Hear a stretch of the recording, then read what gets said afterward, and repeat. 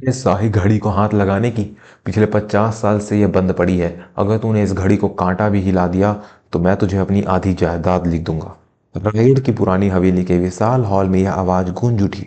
यह आवाज थी विक्रांत रॉय की, जो इस हवेली का इकलौता वारिस था। सामने खड़ा था एक मामूली सा बूढ़ा आदमी जिसने सिर पर मैला सा गमछा बांध रखा था और जिसके हाथों में ग्रीस और कालीख लगी थी। नाम था उसका किशन काका। रायगढ़ की यह हवेली अपनी शान और शौकत के लिए मशहूर थी, लेकिन उससे भी ज्यादा मशहूर थी हॉल के बीचों बीच वह खड़ी वह विशालकाय दादाजी की घड़ी। 12 फुट ऊंची सागौन की लकड़ी से बनी वह घड़ी, जिस पर सोने की नक्काशी थी। कहते हैं यह घड़ी राय खानदान की किस्मत थी। जिस दिन यह घड़ी रुकी उसी दिन से इस खानदान की बरकत भी रुक गई थी। पिछले 50 सालों से यह घड़ी खामोश थी। न इसकी टिक टिक सुनाई देती थी, न ही इसका घंटा बजता था। विक्रांत राय, जो शहर में से अभी अभी लौटा था, इस पुरानी हवेली को बेचकर वहां एक होटल बनाना चाहता था। लेकिन एक अड़चन थी, उसके दादाजी की वसीयत। वसीयत में साफ लिखा था, यह हवेली और मेरी सारी दौलत उसी दिन बेची या बांटी जा सकेगी जिस दिन हॉल में घड़ी, वही घड़ी, बड़ी घड़ी फिर से सही समय बताएगी और 12 बार घंटा बजाएगी। विक्रांत परेशान था। पिछले 1 महीने से उसने शहर के बड़े बड़े इंजीनियर बुला लिए, स्विट्जरलैंड से घड़ी ठीक करने वाले कारीगर आए, जापानी मशीनों की जांच की गई, सबने घड़ी के पुर्जे खोल कर देख लिए, लेकिन घड़ी की थी की टस से मस नहीं हुई। ऐसा लगता था जैसे उस निर्जीव लकड़ी को और लोहे में जान ही न बची हो। आज भी वही तमाशा चल रहा था। शहर का एक नामी इंजीनियर अपना सामान समेट रहा था। उसके हाथ जोड़कर विक्रांत से कहा, माफ कीजिए राय साहब, इसके सारे पुर्जे ठीक है, स्प्रिंग भी ठीक सही है, फिर भी यह चल नहीं रही। यह विज्ञान से परे की चीज लगती है। शायद इसमें कोई तकनीकी खराबी नहीं, बल्कि इसका समय ही पूरा हो चुका है। विक्रांत गुस्से से लाल हो रहा था। बेवकूफों की फौज है सबके सब। एक मामूली मशीन ठीक नहीं कर सकते और खुद को इंजीनियर कहते हो। तभी हॉल के दरवाजे पे एक हल्की सी खांसने की आवाज आई। सबने पलट कर देखा। वहां किशन काका खड़े थे। किशन काका के चौराहे पर छोटी सी साइकिल मरम्मत की दुकान चलाते थे। पंचर बनाना, साइकिल को चैन ठीक करना, यही उनका काम था। हवेली में वह दूध का हिसाब देने आए थे। किशन ने डरते डरते कहा, छोटे मालिक, गुस्ताखी माफ हो, लेकिन आप अगर इजाजत दे तो मैं एक बार मैं देखूं। हाल में सन्नाटा छा गया। फिर अचानक विक्रांत और उसके शहरी दोस्त जोर जोर से हंसने लगे। विक्रांत ने हिकारत भरी नजरों से किशन के फटे कपड़ों और काले हाथों को देखा। तू, अरे तू वही है ना जो गांव में साइकिल के पहिए भावा भरता है। यह कोई एटलस की साइकिल नहीं है काका, यह लंदन से मंगवाई शाही घड़ी है। इसकी एक स्प्रिंग की कीमत तेरी पूरी दुकान और तेरे घर से ज्यादा होगी। भीड़ में खड़े कुछ नौकरों ने भी मुंह दबाकर हंसी उड़ाई। किशन काका को सिर झुका लिया, लेकिन उनकी आंखों में एक अजीब सी चमक थी। उन्होंने धीमे स्वर में कहा, मालिक, मशीन चाहे साइकिल की हो या जहाज की, चलती तो वो अपने मिजाज से ही है। मैंने बचपन में बड़े सरकार दादाजी के साथ इस घड़ी को चलते देखा था। मुझे लगता है मैं इसकी नब्ज पहचानता हूँ। विक्रांत को गुस्सा 7वें आसमान पर था, लेकिन इंजीनियर के हार मानने के बाद उसके पास कोई रास्ता नहीं था। उसे एक शरारत सूझी।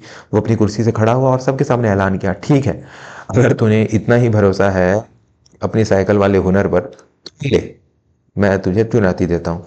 अगर तूने अगले 1 घंटे में इस घड़ी को चला दिया तो मैं तुझे मुंह मांगा इनाम दूंगा। लेकिन विक्रांत ने अपनी आवाज भारी की, अगर तू नाकाम रहा तो तुझे अपनी वह जमीन जिस पर तूने दुकान बना रखी है हमेशा के लिए हवेली के नाम करनी होगी। मंजूर है?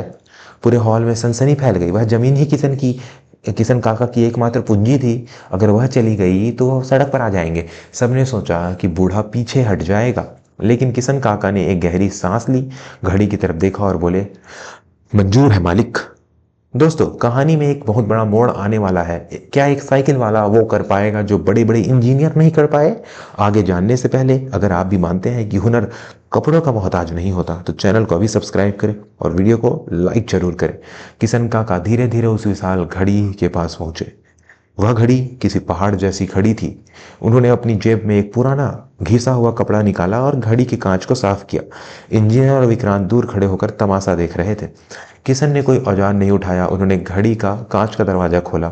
अंदर पीतल के बड़े बड़े पेंडुलम और गरारियां, गियर्स थी।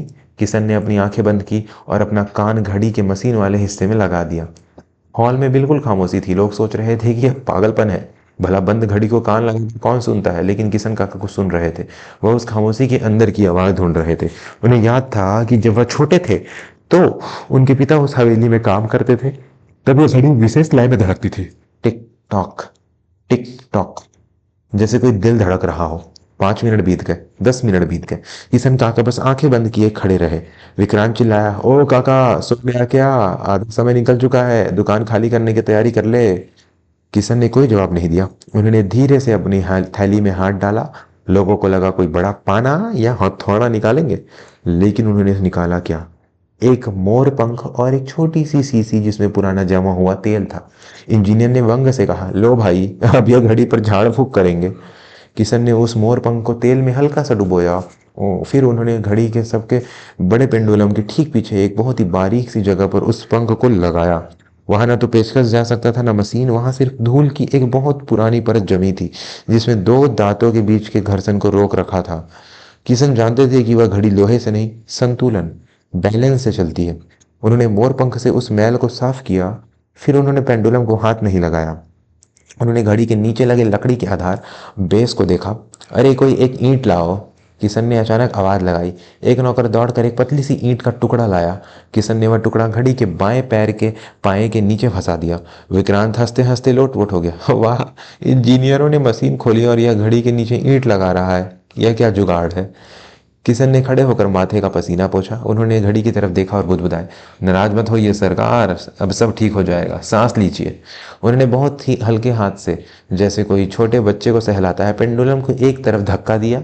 पेंडुलम हिला, एक बार, दो बार, और फिर रुक गया। विक्रांत की हंसी और तेज हो गई। हार मान ले काका, तेरा समय खत्म। लेकिन किशन की नजर पेंडुलम पर नहीं, ऊपर लगी सबसे छोटी सुई पर थी। उन्होंने फिर से पेंडुलम को छुआ, लेकिन इस बार धक्का नहीं दिया, बस अपनी उंगली का सहारा दिया, जैसे उसे रास्ता दिखा रहे हो। अचानक टिक, हॉल में सन्नाटा खिंच गया। यह आवाज किसकी थी? Tick tock. आवाज हल्की थी लेकिन साफ थी। घड़ी के अंदर फंसी हुई वह सांस जो 50 साल से अटकी थी अचानक चल पड़ी। Tick tock, tick tock, tick tock. Vikrant की हंसी उसके गले में ही अटक गई। इंजीनियर का मुंह खुला का खुला रह गया। हो, वह बेजान लकड़ी का ढांचा अब बात कर रहा था। उसकी लय किसी संगीत की तरह गूंजने लगी। लेकिन अभी असली परीक्षा बाकी थी। वसीयत के हिसाब से घड़ी को 12 बार घंटा बजाना था। सुई 12 की तरफ बढ़ रही थी। क्या 50 साल पुरानी यह शर्त पूरी होगी या आखिरी पल की किस्मत धोखा दे जाएगी? कहानी के सबसे रोमांचक हिस्से पर जाने से पहले अगर आप अपने परिवार और बुजुर्गों की इज्जत करते हैं तो कमेंट में जय हिंद या माता पिता जरूर लिखें और इस चैनल को सब्सक्राइब करना न भूलें। सेकंड की सुई 12 पर पहुंची। एक खट की आवाज हुई। फिर घड़ी के अंदर से एक भारी गड़गड़ाहट सुनाई दी, जैसे कोई सोता हुआ शेर जाग रहा हो। टन। पहला घंटा बजा। आवाज इतनी गहरी और गूंजती हुई थी कि हवेली की दीवारों में कंपन महसूस हुई। टन। दूसरा घंटा। कबूतर जो हवेली की छत पर बैठे थे फड़फड़ा कर उड़ गए। टन। विक्रांत अपनी जगह से हिल भी नहीं पा रहा था। उसे अपनी आंखों और कानों पर विश्वास नहीं हो रहा था। किशन काका हाथ जोड़े, आंखें बंद किए खड़े, ऐसे खड़े थे जैसे किसी मंदिर में प्रार्थना कर रहे हो। 12वां घंटा बजते ही घड़ी के निचले वाले हिस्से में एक चोर दरवाजा, सीक्रेट ड्रॉअर, अपने आप खुल गया। सब चौंक गए। आज तक किसी को पता नहीं था कि इस घड़ी में कोई खुफिया खाना भी है। विक्रांत दौड़कर आगे गया। उस खाने में एक पुरानी डायरी और एक वसीयतनामा रखा था। विक्रांत ने कांपते हाथों से वह डायरी उठाई। पहले ही पन्ने पर उसने दादाजी की लिखाई थी। विक्रांत ने जोर से पढ़ना शुरू किया। जिस दिन यह घड़ी दोबारा चलेगी, मुझे यकीन है कि इसे ठीक करने वाला कोई बड़ा इंजीनियर नहीं, बल्कि कोई ऐसा इंसान होगा जिसके पास सब्र और चीज़ों की कदर करने का हुनर होगा। यह घड़ी बिगड़ी नहीं थी, मैंने इसे जानबूझकर थोड़ा टेढ़ा खड़ा किया था और इसके संतुलन चक्र, बैलेंस व्हील में थोड़ी धूल छोड़ी थी। मैं देखना चाहता था कि मेरे बाद इस घर में कोई ऐसा है जो मशीनों को सिर्फ लोहे का टुकड़ा नहीं बल्कि परिवार का हिस्सा समझता है। विक्रांत की आवाज़ भारी हो गई। उसने आगे पढ़ा, अगर यह घड़ी किसी बाहरी ने ठीक की है तो उसे उचित इनाम दिया जाए, लेकिन अगर इसे किसी ऐसे ने ठीक किया है जो पुराने वक्त की कद्र जानता है तो हवेली का यह हिस्सा मैं उसके नाम करता हूँ, क्योंकि वही इसकी असली देखभाल कर सकता है। पूरा हॉल स्तब्ध था। यह वसीयत, वह शर्त, सब कुछ एक परीक्षा थी। विक्रांत ने डायरी बंद की। उसका अहंकार, उसका घमंड, सब उस भारी टन की आवाज के साथ चूर चूर हो चुका था। वह धीरे से किशन काका की तरफ मुड़ा। वही किशन काका जिन्हें वह कुछ देर पहले भिखारी समझ रहा था। विक्रांत ने अपना सिर झुका दिया। काका, मुझे माफ कर दीजिए। मैंने अपने आपके कपड़ों को देखा, आपके हुनर को नहीं। मैंने आपकी गरीबी देखी, आपकी रईस सोच को नहीं। किशन काका मुस्कुराए। उनकी मुस्कान में जीत का अहंकार नहीं बल्कि एक सुकून था। छोटे मालिक, किशन ने कहा, चीजें कभी खराब नहीं होती, बस कभी कभी उनका वक्त खराब होता है या उन्हें समझने वाला कोई नहीं होता। घड़ी को सीधा खड़ा करना था, बस उसे थोड़ा सहारा चाहिए था। जैसे बुजुर्गों को घर में बस थोड़े सहारे और सम्मान की जरूरत होती है। विक्रांत ने उसी वक्त वकीलों को बुलाया। शर्त के मुताबिक वह आधी जायदाद किशन काका के नाम करने को तैयार था, लेकिन किशन काका ने हाथ जोड़ लिए। ना मालिक, किशन ने कहा, मैं ठहरा एक मामूली मिस्त्री, इतनी बड़ी हवेली लेकर मैं क्या करूंगा? मेरा झोपड़ा और मेरी साइकिल की दुकान ही मेरा महल है। बस एक विनती है। बोलिए काका, आप जो मांगेंगे वो मिलेगा, विक्रांत ने कहा। बस ये घड़ी कभी रुकनी नहीं चाहिए, और गांव के जो गरीब बच्चे हुनर सीखना चाहते हैं उनके लिए अगर आप एक छोटा सा स्कूल खोल दें तो मुझे लगेगा कि मुझे मेरी पूरी जायदाद मिल गई। विक्रांत की आंखों में आंसू आ गए। उसने आगे बढ़कर किशन काका के पैर छुए। उस दिन रायगढ़ की हवेली के ने सिर्फ अपनी घड़ी की आवाज वापस नहीं पाई थी, बल्कि अपनी खोई हुई इज्जत और संस्कार भी वापस पा लिए थे। उस दिन के बाद किशन काका ने साइकिल की दुकान नहीं छोड़ी, लेकिन अब पूरा शहर उन्हें घड़ी वाले बाबा के नाम से जानता था। और वो घड़ी वह आज भी बिना रुके चलती है, टिक टॉक टिक टॉक, यह याद दिलाती हुई कि किसी की हैसियत उसके कपड़ों से नहीं, उसके हुनर और उसकी नीयत से तोली जाती है। एंडिंग। तो दोस्तों, यह कहानी हमें सिखाती है कि दुनिया में कोई भी चीज या कोई भी इंसान बेकार नहीं होता। बस जरूरत होती है एक पारखी नजर की और थोड़े से सब्र की। जिसे दुनिया कबाड़ समझती है, अक्सर उसी में सबसे कीमती खजाना छिपा होता है। अगर इस कहानी ने आपके दिल को छू लिया है तो एक लाइक तो बनता है। आपकी नज़र से असली हुनर क्या है, हमें कमेंट करके जरूर बताएं। ऐसे ही पारंपरिक और प्रेरणादायक कहानियों के लिए स्क्रीन पर दिए गए सब्सक्राइब बटन को अभी दबाएं और बेल आइकन को क्लिक करें। मिलते हैं अगली कहानी में, तब तक के लिए अपना और अपने परिवार का ख्याल रखें। धन्यवाद।